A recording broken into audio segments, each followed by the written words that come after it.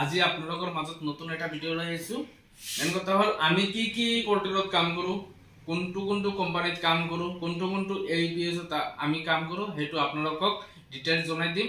আমাৰ পৰা কি ID পাব। তিনিটা APS মাৰ্কেটত কাম কৰি আছোঁ। এক নম্বৰ হ'ল পেনিয়াৰ বাই, দুই নম্বৰ হ'ল আপোনাৰ ৰয়েনটত কাম কৰি আছোঁ, তৃতীয় নম্বৰ হ'ল মুভি শ্বপত আমি কাম কৰি আছোঁ। এইটো হ'ল APS মাৰ্কেটত। বেলেগ বেংকত প্ৰডাক্ট আছে, সেইটো মই কোৱা নাই। APS মাৰ্কেটত আপোনালোকে যদি কাম কৰিব, ভাল এটা কমিশ্যন আপোনালোকে যদি ল'ব খোজে, মোৰ পৰা ল'ব পাৰে। নেটটো ৰয়েনেটৰ পৰা যদি আপোনালোকে যদি ID বা ৰিটেইলাৰ ID হওক, ডিষ্ট্ৰিবিউটৰ ID হওক, আপোনালোকে যদি ল'ব খুজি আছে মোৰ পৰা, ৰিটেইলাৰ প্ৰত্যেকটা ডিষ্ট্ৰিক্টতে আপোনালোকে ডিষ্ট্ৰিবিউটৰ ৰিটেইলাৰ ল'ব পাৰে ৰয়েনেটৰ। মেইন কথা হ'ল ডিষ্ট্ৰিবিউটৰ ID টো ফ্ৰী অফ কষ্টত মই দি দিম। ডিষ্ট্ৰিবিউটৰ ID টো সেইটোৰ লগত ডিষ্ট্ৰিবিউটৰ ID এক্টিভেট কৰোঁতে আপোনাৰ 10টা ID ল'ব লাগিব।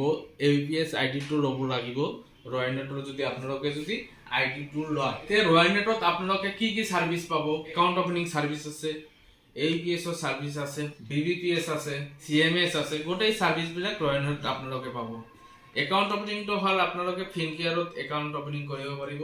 যদি কোনোবাই যদি ৰয়েনেটৰ ID, distributor ID, retailer ID ল'ব খোজে, তলত নাম্বাৰ থাকিব, সেইটো নম্বৰত কল কৰি ল'ব পাৰে আমাৰ পৰা, ডিষ্ট্ৰিবিউটৰ হওক, ৰিটেইলাৰ হওক।